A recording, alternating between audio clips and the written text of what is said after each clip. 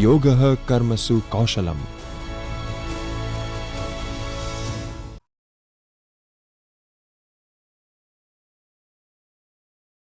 Myself, Dr. Kaushal Yadav, officiating principal, AG Teachers College, Ahmedabad. Thank Gujarat University Human Resource Development Center for giving me this opportunity to connect with you and deliver my session on outcome-based education. Across the world, education is changing and the change is very rapid. There are various forces behind this change. Globalization and technological revolution are the pioneering force behind the change.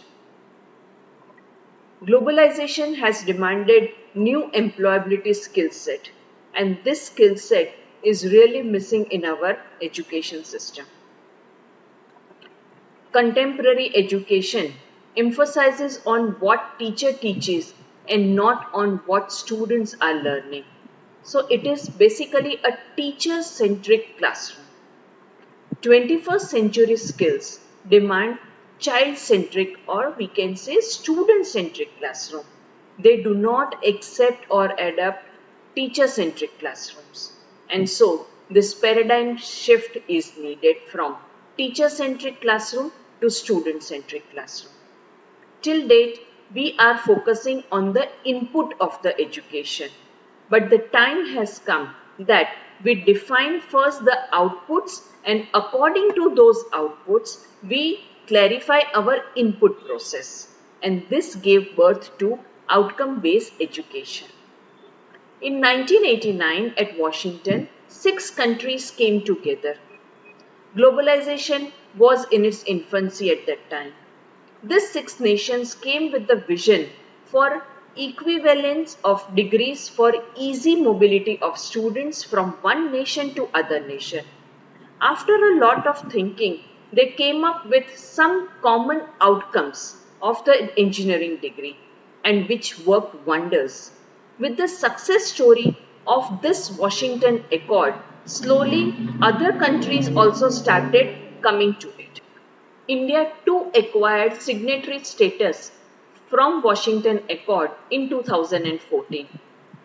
With the success story of National Board of Accreditation for Engineering Courses, UGC gave a quality mandate in 2019 and higher education programs are now to be designed as per outcome-based education framework.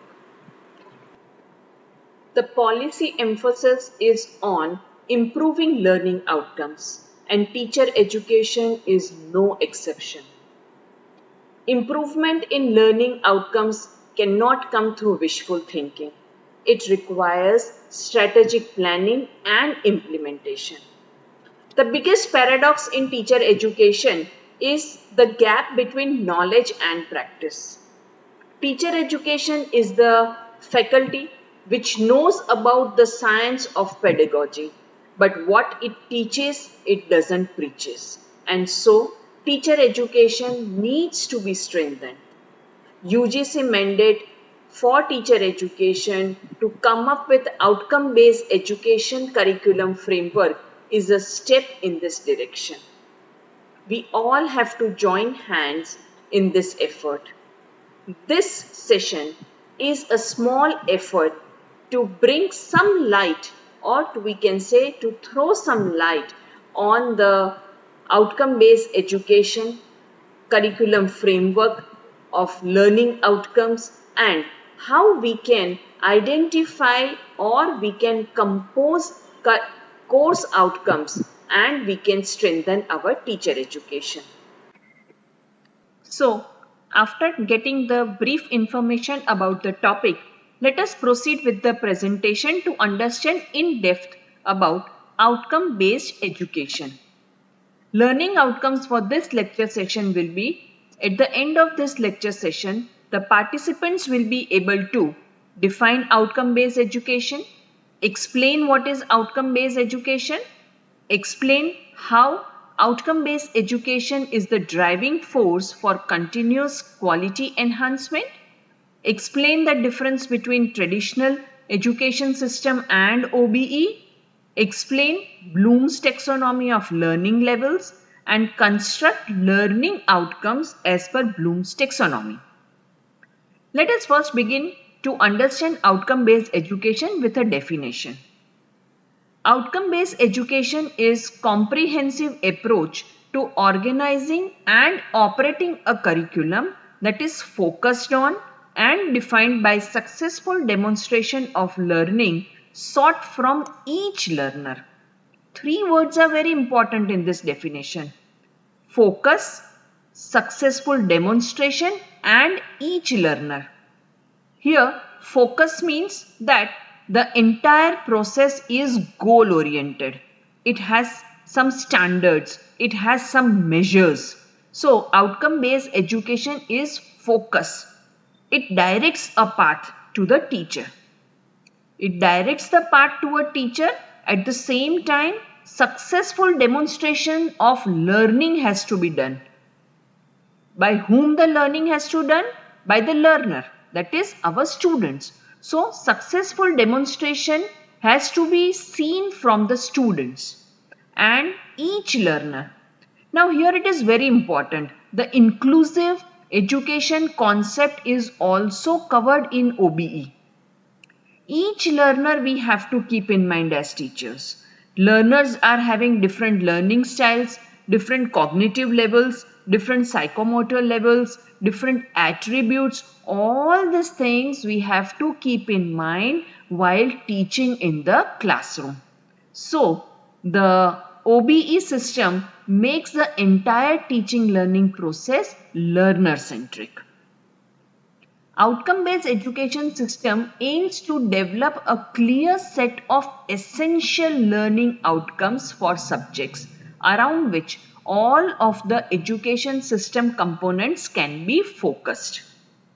Second is establishing the conditions and opportunities within the education system that enable and encourage all students to achieve those essential learning outcomes.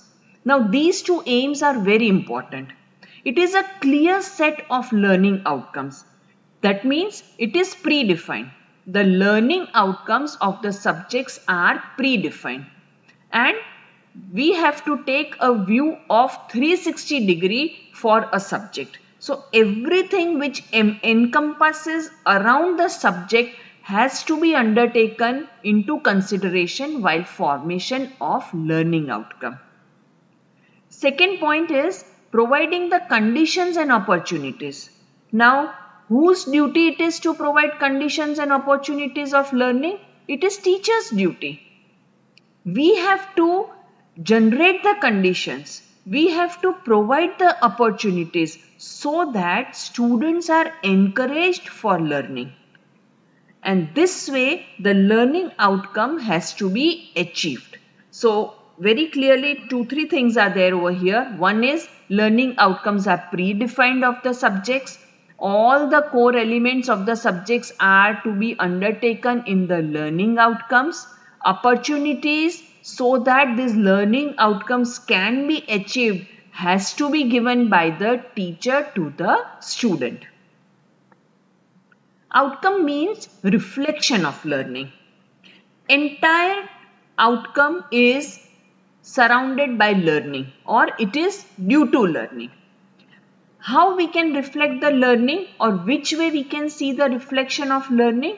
It can be learning results, it can be learning experiences by the students. So they have to be observable, they have to be in tangible application way, and they have to be measurable.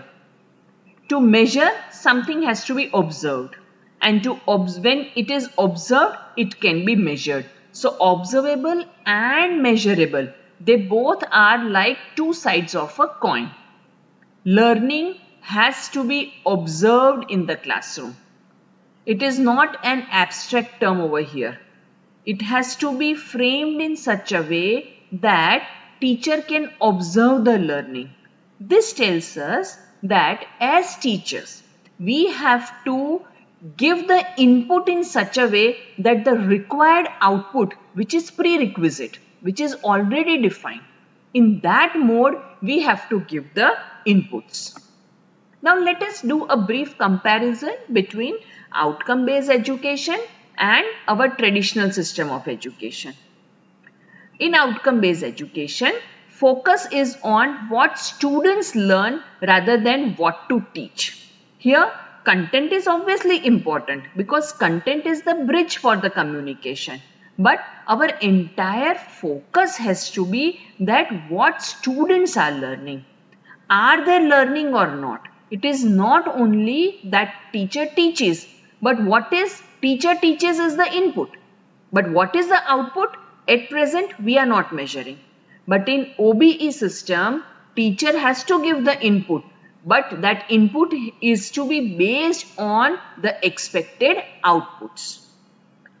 OBE is a torchlight for defining PO and CO. Now, these two terminologies are very important for us to understand. PO means program outcome and CO means course outcome. Program outcome means if we talk of a degree like B.Ed. B.Ed is a degree, so it is called as program. So B.Ed as a degree will have its own outcomes. To get B.Ed degree, students are learning various papers, what we say in our routine language. These papers in each semester, they are known as courses. So each paper which is called as course over here, that will also have an outcome. So program outcome and course outcome, they both have to be defined. Small efforts will lead towards big success. So course outcome will satisfy program outcome and program outcome will satisfy the overall outcome based education system. Here the student is in the center. So it is learners who have to be active. So it is learner centric or we can say student centric activity. As learning takes place continuously we have to evaluate the student. So continuous comprehensive evaluation procedure has to be followed. Content is integrated. So content has to be presented in a multidisciplinary way wherever possible. So content is integrated and connected to real life situation. It is directive towards assessment also. As I have told you that it is a continuous comprehensive evaluation. Output which we want is defined. So according to output, input is given. And in between we have to measure that okay, we are getting the output or not. So it is assessment directive. It tells us that which type of assessment has to be taken. It is not only that paper pencil test will serve the purpose. Different type of assessment tools and techniques have to be incorporated. It encourages critical thinking, reasoning and reflection. So at the same time, this point also tells us that as teachers, when we are defining our outcomes, we have to take care that this critical thinking, reasoning and reflection has to be a part of our outcome. We will see further how we have to take care of all these things. Learners are equal responsible in the learning process. In outcome-based education, when a student takes the admission in a degree course and when he enters the classroom day one, in his hand he is having the outcomes. That these are the outcomes which are expected from him after getting the degree. So, learners are also becoming equal responsible for the entire education process. Now let us think about traditional system in terms of following points. In traditional system, focus is on what we teach or what to teach. So content is in the center. It is a teacher-centered approach. Teacher decides everything. It is exam-driven. Teacher teaches for exam, students learn for exam. So the entire process is scorecard mentioned or scorecard based. So rote learning is encouraged. Whether the students have understood or not, absorb the concept or not, can apply the concept or not, is not the prime factor. It is secondary. Teacher teaches for the exam. Even if students doesn't understand, he will mug up. That is what is happening. Learners are passive over here. Mainly our traditional teaching methodologies deal with chalk and talk method. So learners are passive. In assessment process, there is a term and exam. Then this term and exam is also knowledge based. So whether the students have understood or not, whether the students can apply the knowledge or not, all these things are majoritarily not tested. Or we can say very small percentage of testing is done for higher level of domains. Syllabus is content based. It has watertight compartments between the subjects. Maths cannot enter science, science cannot enter social science, languages cannot be interchangeably taught. All these concepts are very watertight in our traditional system. Because of this, the critical thinking, the reflection, communication, collaboration between the subjects, all these things are very minimal in our traditional system. And so, with the traditional system, the 21st century skills of 4C are not taken into consideration. Teacher takes the responsibility for teaching and even for learning. It is teacher who is in the center. So he decides everything. And because of that, personality of teacher matters a lot. Teacher has taken the responsibility. He is only teaching. Students, if they want to learn, they will learn, or what they are learning, what they are understanding, we do not know.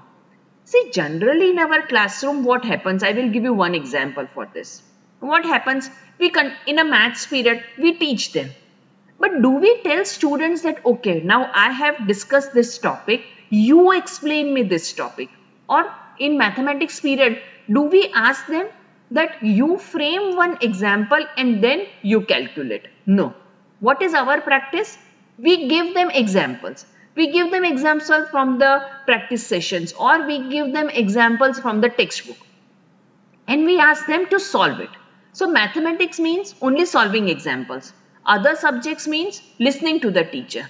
But we should put a practice that after explaining, we should ask students, now you explain in your own words. When this change will come, then the teacher-centric process will become student-centric. And so slowly from traditional system, we will shift towards the outcome-based education system. Now, when in outcome-based education, we have to define the outcomes. And these outcomes are called as learning outcomes. Although there are various types of learning outcomes which gradually we will discuss in this PPT. But for this learning outcomes, there are certain measures which have kept, or some points which we need to keep in our mind. First is, as we know that outcomes have to be measured. So they have to be observable. So while writing the outcomes, they have to be very, very specific.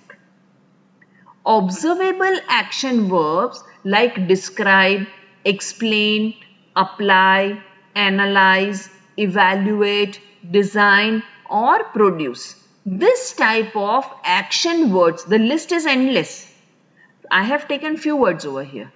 This list of action verbs have to be used for learning outcomes. We should not use the words or the verbs which are non-demonstrative, like gain knowledge, understand, believe, appreciate, think. These type of abstract verbs have to be eliminated, or we do not have to take into consideration, because we cannot measure these things. We cannot observe the understanding.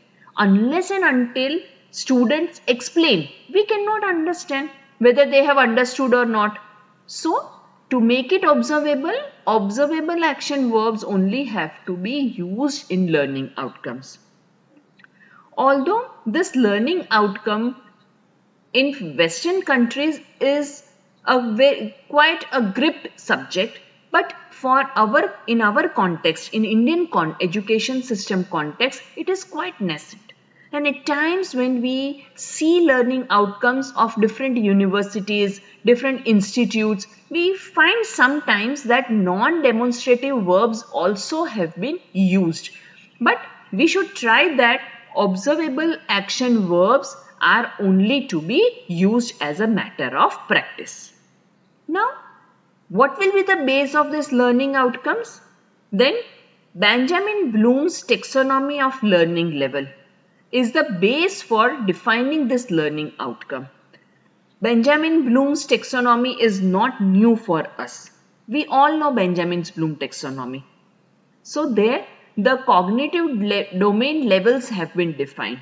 And according to these levels, we can define or we can write down learning outcomes. Let us have a look on Bloom's taxonomy of learning levels. Bloom's taxonomy of learning levels are in for cognitive domain. Taxonomy means science of classification. In 1950, Benjamin Bloom developed this taxonomy. The taxonomy defines levels of learning according to the depth of mental process which is occurring. It depends upon how the students are thinking or how much the students are thinking. According to that mental process, the levels of learning were identified. Now, these are the levels of learning. In the base, there is knowledge. After gaining knowledge, there is comprehension. After comprehension, there is application. After application, analysis, then synthesis, and then evaluation. So, if we think about students' mental process, evaluation is the most rigorous mental process which is occurring in students' mind. And knowledge is a very, very basic thinking skill we can say. Or we can say it is a lower order thinking skill. Now, when we are talking about knowledge, how can we say that students have gained knowledge? Then below few verbs are written. Like if student can describe, if he can list, if he can identify, if he can define, if he can recall, if this type of observable outcome we can see in the classroom, we can say that he has gained knowledge for that specific subject or content point. The same way comprehension. If students can distinguish between the concepts, students can recognize, students can classify, he can select, he can report, then comprehension is there. When students can demonstrate something, when he can compose something, when he can produce, he can apply, he can prepare, he can discover something on his own, we can say that the application of knowledge is occurring. When students investigate, categorize, solve, illustrate or puts in the diagram or describes the diagram, we can say that analysis process is occurring. When students compose something, develop something, formulate something, categorize something, it is the synthesis thinking process which is occurring. And last, when students judge, critically evaluate, defend or evaluate, it is the evaluation which is highest order thinking skill is being done by the child. Now here one thing is to be very clearly understood. We can see that few action words are repeated. Like we can say that compose is in application also as well as compose is in synthesis also. So we have to be as teachers very careful that what is the level of depthness in composing. If it is simple, then we will put it in application. If it is in much detail, then we will put it in synthesis. The next slide will give a better understanding of the levels. First, knowledge occurs. After knowledge, comprehension occurs. After comprehension, application is there. After that, analysis, synthesis and evaluation. So in this hierarchy, it is a scaffolding process. Whenever we are talking about application of knowledge, the knowledge is already there. Comprehension part is already there, which we have to understand. If a student is evaluating, then all the levels listed below evaluation are considered that they are present in this. So from most basic part to the complex thinking process, we are proceeding. Most basic is knowledge, comprehension. From that, gradually we are proceeding towards the complex part. So from lower order thinking skills, we go towards higher order thinking skills. So these words are very known to us, lots and hots. So from lots, we are proceeding towards hots. Now, as the time changed and education system also changed, Bloom gave us the taxonomy in 1956. But with the changing education system and the education world, it was needed that the words which are used in Bloom's taxonomy in the present context, they also needed some reforms. And so in 2001, Anderson and Krathwohl came up with a revised Bloom's taxonomy. Let us see how or what is the revision in this. The words have been changed. Bloom's taxonomy, nouns were there, and in Anderson and Krathwohl's taxonomy, it is the verb which are used. So knowledge is now called as remember, comprehension is now called as understand, application is apply, analysis is analyze, synthesis turned out to be create, and the level also changed, and evaluation was called as evaluate. So there was an interchange in synthesis and evaluation which was given by Bloom. We know that whenever we have to create something, lot of rigorous mental process is there. Lot many things have to be taken into consideration for creation. And so now the creation is at the top level instead of evaluation. Anderson's revised Bloom taxonomy also has given various verbs which are used for learning outcomes. Here is a list of it. Again here we can see that in understand also explain comes.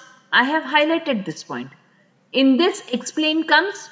In analyze also explain is coming. So we have to think that as per their depth of thinking, as per the complexity of the topic, we have to identify the level of learning first, and then we have to use the action verbs while formulating the learning outcome.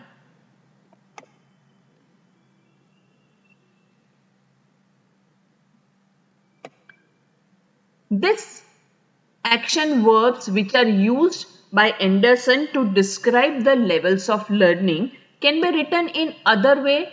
This slide shows another format of writing it. In remember, there is recognizing and recalling. In understand, there is interpreting, exemplifying, classifying, summarizing, inferring, comparing, explaining. In apply, there is executing, implementing. In analyze, there is differentiating, organizing, attributing. In evaluate thinking skill, there is checking and critiquing. And in create thinking skill, there is generating, planning and producing. The action words here presented are little bit in a different form. These are also used while forming the LOs. That is, LO means learning outcomes. So, in this part of explanation, we have come around defining OBE, explaining what is outcome-based education, how the outcome-based education is supporting the thinking levels of the students. We did a comparison of traditional education system and outcome-based education system, and we came across a brief review of Bloom's taxonomy of learning levels and the revised taxonomy of learning levels. In the next presentation, we will be coming across learning outcomes, how to define learning outcomes, how to construct. There are various types and levels of learning outcomes also. All this we will be dealing in the next presentation. Thank you. In this presentation, we will see what is learning outcomes curriculum framework and how different outcomes can be framed. India got signatory status in Washington Accord from 13th June 2014. This is considered as a significant step of progress for higher education in India. Observing the success story of National Board of Accreditation and outcome-based education in engineering programs, UGC has taken up a drive for developing learning outcomes curriculum framework under international standards of outcome-based education.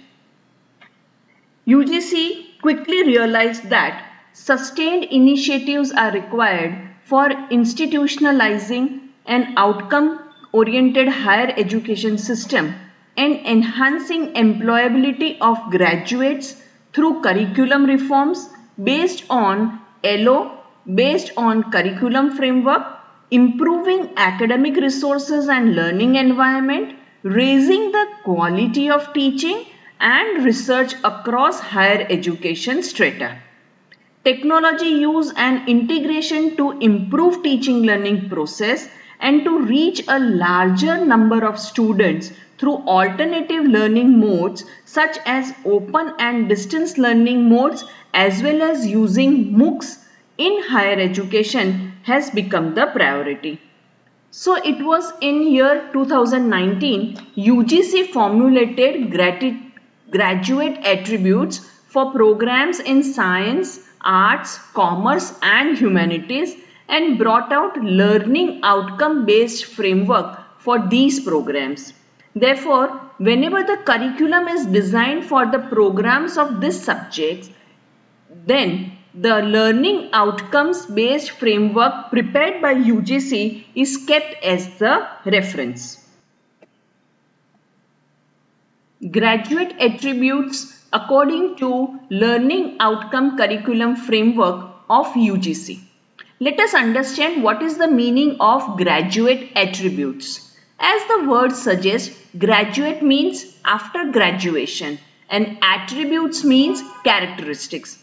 So in general we can say that after graduation, what characteristics through this learning experiences a child or we can say a future citizen should have, that is known as graduate attributes.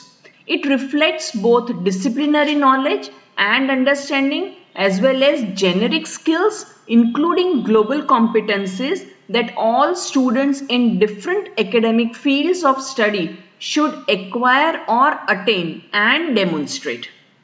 We do not have to forget action words over here. Graduate attributes is the combination of disciplinary understanding, that means the subject which he is learning or he has learned for so many years, and generic skills or global competency. So graduate attributes are generally decided in general. They are based on the competencies of a citizen. Some of the graduate attributes which a student has to demonstrate after graduation are listed below. They are suggested by UGC as per international standards of education. First is disciplinary knowledge, then communication skill, critical thinking and problem solving, analytical reasoning, research related skills, collaboration, cooperation or teamwork, information and digital literacy, multicultural competence, moral and ethical awareness, community engagement, leadership qualities, self-learning and lifelong learning. These are the graduate characteristics or attributes which students should possess after the graduation. This means that during the program learning, student has to be given input in such a way that these graduate attributes are developed in the child.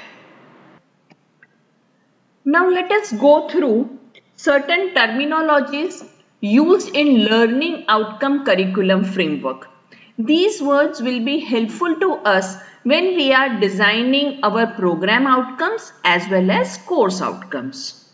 First is qualification descriptors. Qualification descriptors is the generic statement which describes main outcomes of a qualification with national reference. Now this is the second layer of curriculum framework after graduate attributes. Under qualification descriptors comes program outcomes. Program outcomes means it includes subject specific skills and generic skills along with transferable global competencies. Generic means basic skills. That is, we can consider life skills as well as the combination of skill set from a particular subject. Then comes course outcome. But before course outcome, course objective is also to be understood. Course objective describes what a faculty member will cover in the course. They are generally less broader than desirable goals and more broader than students' learning outcome. So course objective is a middle layer of program outcome and course outcome, but program outcome is designed for students. Course outcome has to be demonstrated by students, whereas course objective guides faculty. So course objective is for teachers, that what they have to teach and why they are teaching. So it is directive for teachers and not students. Then comes course outcome. A detailed description of what a student must be able to do at the conclusion of a course is called as course outcome. As teachers in our classroom, what is in our hand? Our hand, it is course outcomes.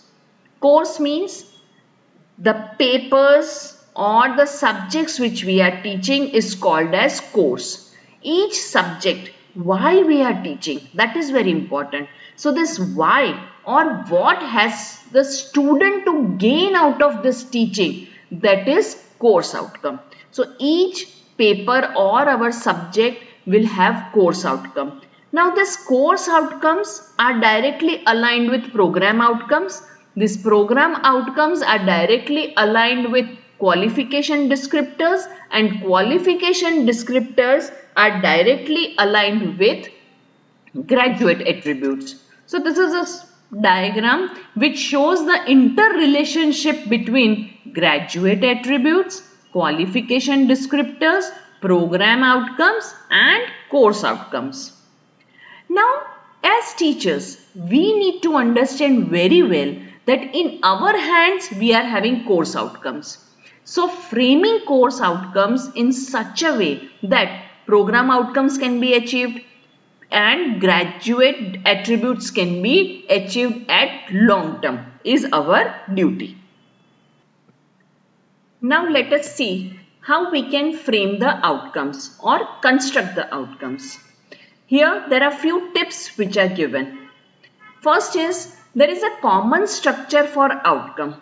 That is, the first stem of outcome will be that after completion of program, learner should be able to.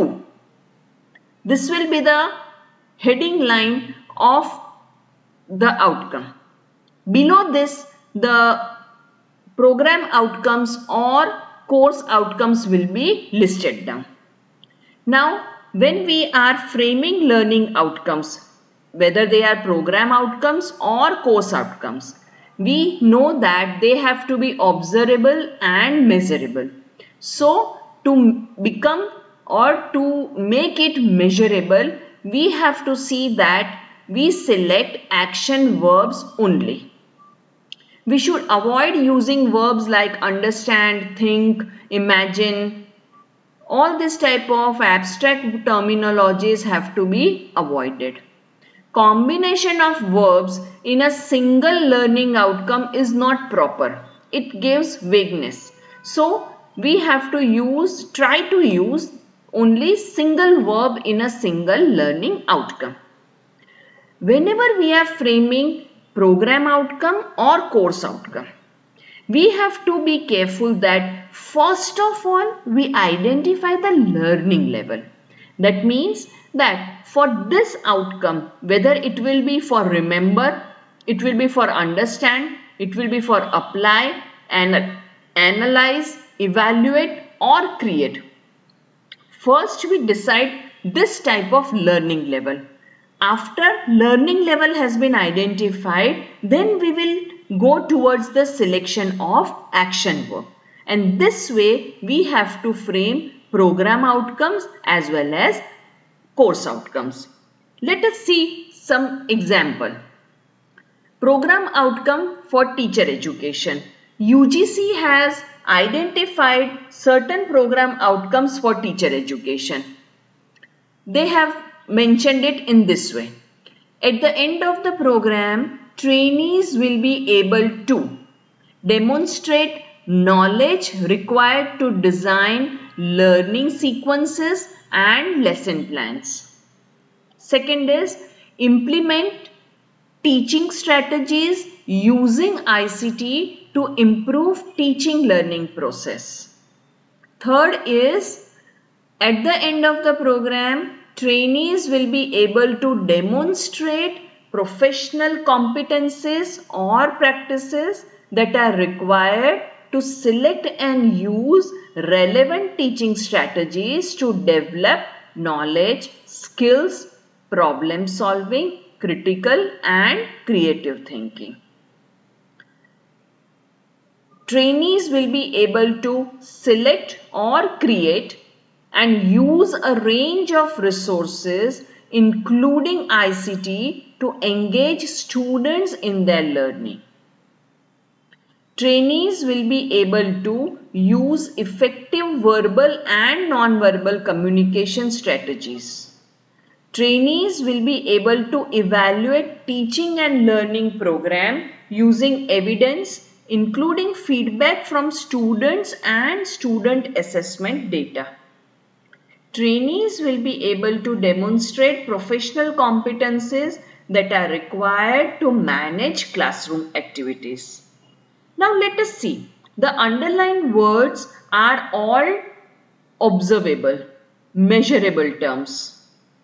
They suggest that this is the outcome which has to be demonstrated at the end of the program. These are the program outcomes for teacher education. So they are in a very broad manner, but still very specific. This umbrella has been created by UGC. So it is expected that all teacher education programs under the UGC guidelines follow this program outcomes or they pick up the program outcomes from these outcomes listed by the UGC.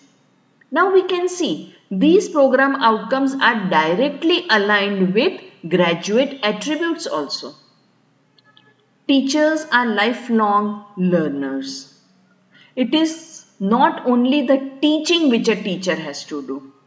See, these all program outcomes, they demonstrate knowledge gaining also, design learning, use of ICT, development of skills, development of 21st century skills, development of strategies, using the strategies, that is applying the knowledge of the strategies. It is disciplinary knowledge, it is communication skill, it is critical thinking element, research related skill element is coming, reasoning element is coming, lifelong learning element. All these graduate attributes, characteristics are reflected in this program outcomes identified by the UGC. Now, let us take another example. This is from a Fairmont State University. It is a foreign-based university. In there, their teacher education program outcomes are like this. I have mentioned the source. So, I have taken only 2 outcomes over here. You can afterwards go to the resources and find out the other outcomes also developed by them. They have first outcome as curriculum and planning. They expect that their graduates will apply their knowledge of core content and pedagogy to set goals and objectives for learning based on state and national standards and local curriculum, and design instruction that engages students in meaningful learning activities and includes a balanced approach to student assessment. They have a different style of writing this outcome. Second is what they expect from teaching. They expect that graduates will deliver meaningful learning experiences for all students by integrating their knowledge of content pedagogy, the learner and the learning environment, engage in reflective instructional cycle of planning, instructing, assessing and adjusting based on data, and applying a variety of communication, instructional and assessment strategies in teaching. The first outcome suggests us about which type of curriculum they will frame so that these outcomes are made possible. Second is in teaching, what type of competencies students will develop or gain after this program. So this way they have stated the program outcomes. Let us take another example of program outcome. They have suggested, it is another university. They have suggested that they describe the structure and curriculum of pre-service teacher education, differentiate the mode, describe the concepts, analyzes the key terms, explain the modes, identify basic planning, describe the executing design, describe the objectives. See, we can see if we observe this very minutely, microscopic view gives us that these program outcomes are encompassed nearly with the teacher education expectations, that is graduate attributes. So from these 3 examples, we can observe that program outcomes are directly aligned with the teacher education attributes. Let us see how course outcomes can be written with one example. Course means papers which the students are studying for the program. So here there is a paper of basics of pedagogy. For this, which type of course outcomes can be framed? I have given an example. Demonstrate a positive attitude towards teaching profession. Use collaborative learning into a course in a way that aligns with students' learning objectives and intended outcomes. Critically analyze the classroom teaching learning. Demonstrate process of communication. Uses models of teaching to make teaching effective. Develop the skills of making teaching learning process experiential and joyful. Now we can see that all these 6 outcomes are related to the course of pedagogy. All these outcomes are directly observable. whether students have gained this knowledge or not, which this we can see in the classroom from their learning experiences. Let us take one another example. Here, for inclusive education paper or course, outcomes have been identified. It is explain the concept and nature of inclusive education, categorize the modes and approaches, outline different types of disabilities present in the children, identify the approaches of teaching for special children, design types of educational program for prevention and rehabilitation of various types of special children, construct learning material as per the needs of special education. So we can see that the last objective, this construct, that is of the create learning level, because under that create learning level the construction has been given, something has been created. We as teachers know that when we construct the learning material, it takes lot of time, it takes lot of energy, it takes lot of thinking process. We have to think of learning style, we have to think of pedagogy, we have to think of psychology of the student, we have to think of the nature of the subject. All these things we have to correlate, and then we can create the learning material. And we know that creation is at the topmost as per the Anderson taxonomy. So, from these two examples, course outcomes and how to construct course outcome is clear. Now, learning outcomes as the basis of designing a teacher education system has to respond to the following questions. Let us see which type of questions they are. The reason is outcome-based education is learning outcome centric. The learning outcomes are like the pole star. Curriculum design, learning material and learning designs are informed by pre-specified learning outcomes. So we can say that these all are designed to ensure achievement of learning. Ultimately, whatever teacher does in the classroom is for achievement of learning outcome. Unlike our traditional system, outcome-based education, the purpose of assessment is the assessment of learning outcome. And so, learning outcome as the basis of designing a teacher education system has to respond to the following questions. First is, what would the student trainee be able to do on completion of teacher education program? When we think of this question, it is the outcome for which we are thinking. Second is, what does a student trainee need to learn? Knowledge, skill and attitudes in order to achieve the pre-specified learning outcome. Then it is the curriculum which we are designing that will pertain to this question. Third is, what activities will facilitate achieving the learning outcome? This directs towards the pedagogy of the teacher. See, it is not that once you write down the outcomes, outcomes can be achieved. Outcomes are decided. But now the entire exercise for quality enhancement of education is that once the outcomes are decided properly, teachers have to take that outcomes to the classroom. The input has to be given to achieve that outcomes. So input is, curriculum is the base of input, pedagogy is the way of inputting, so pedagogy is also important. Fourth question is, how will student trainee demonstrate the learning? That is, after pedagogy, what comes? Whether the achievement of outcome is there or not. So assessment has to be taken care.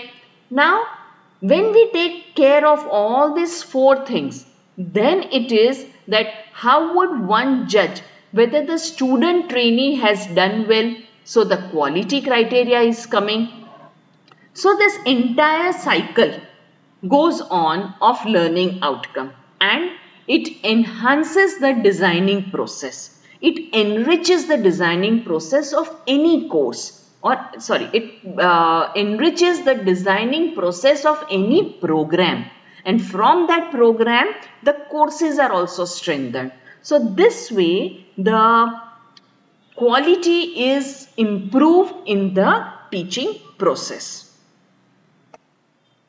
Let us have a quick recap about the PO, CO, course delivery and the assessment process and overall continuous improvement in the quality.